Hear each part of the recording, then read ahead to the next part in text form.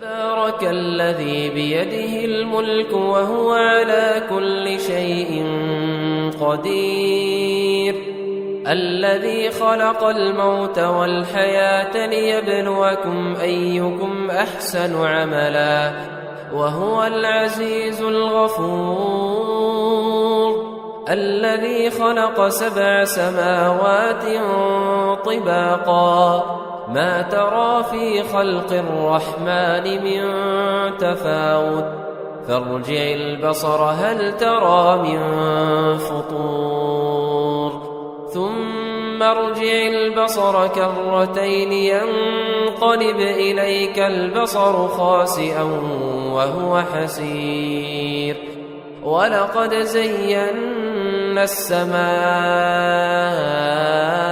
الدنيا بمصابيح وجعلناها رجوما للشياطين وأعتدنا لهم عذاب السعير وللذين كفروا بربهم عذاب جهنم وبئس المصير إذا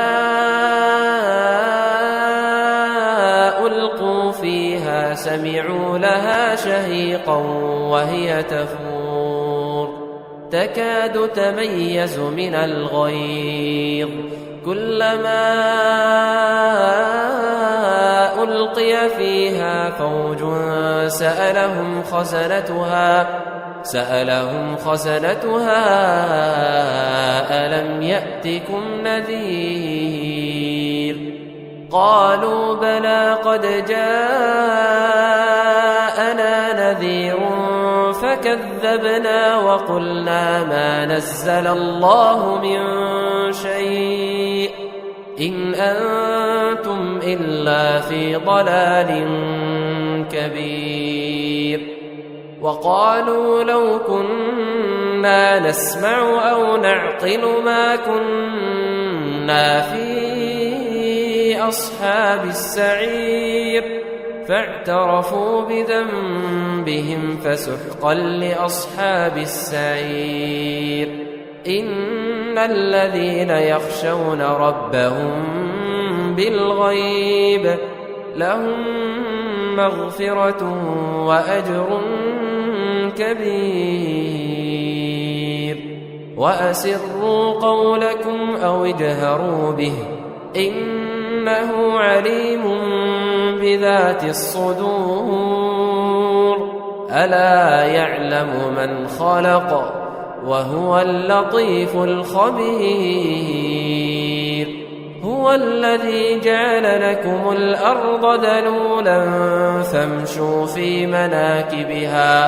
هو الذي جعل لكم الأرض ذلولا فامشوا في مناكبها وكلوا من رزقه وإليه النشور أأمنتم من في السماء أن يخسف بكم الأرض فإذا هي تمور أم أمنتم من في السماء أن يرسل عليكم حاصبا فستعلمون كيف نذير ولقد كذب الذين من قبلهم فكيف كان نكير أولم يروا إلى الطير فوقهم صافات ويقبضن ما يمسكهن إلا الرحمن إنه بكل شيء بصير أمن هذا الذي هو جند لكم ينصركم من دون الرحمن إن الكافرون إلا في غرور أمن هذا الذي يرزقكم إن أمسك رزقه بل لجوا في عتو ونفور أفمن يمشي مكبا على وجهه أهدى أمن يمشي سويا على صراط مستقيم قل هو الذي أنشأكم وجعل لكم السمع والأبصار والأفئدة قليلا ما تشكرون قل هو الذي ذرأكم في الأرض وإليه تحشرون ويقولون متى هذا الوعد إن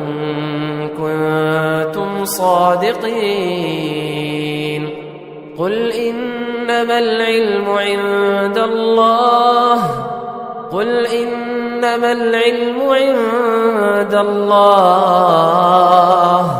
وإنما أنا نذير مبين فلما رأوه زلفة سيئت وجوه الذين كفروا وقيل هذا الذي كنتم به تدعون قل أرأيتم إن أهلكني الله ومن معي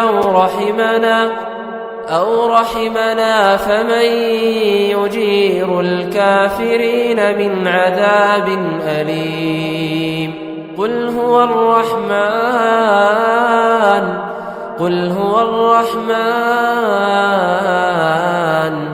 آمنا به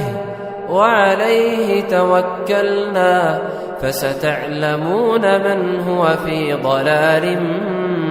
مبين قل أرأيتم إن أصبح ماؤكم غورا فمن يأتيكم بماء